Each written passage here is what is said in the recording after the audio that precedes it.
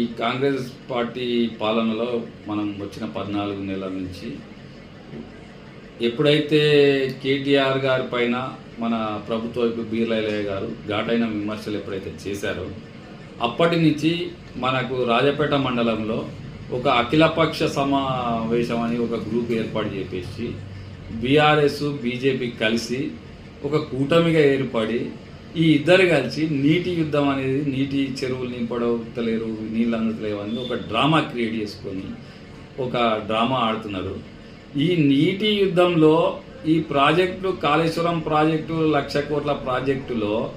1,00,000 కోట్ల కాళేశ్వరం ప్రాజెక్టు నుంచి మల్లన్న సాగర్ నుంచి గంధమల ప్రాజెక్టు ఈ మొత్తం ప్రాజెక్టు వాల్యూ 1,00,000 కోట్ల దాంట్లో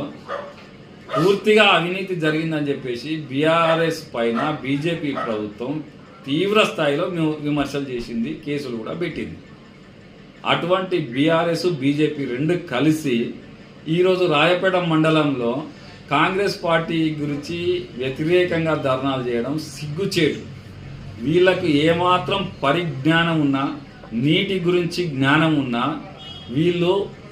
క్లియర్గా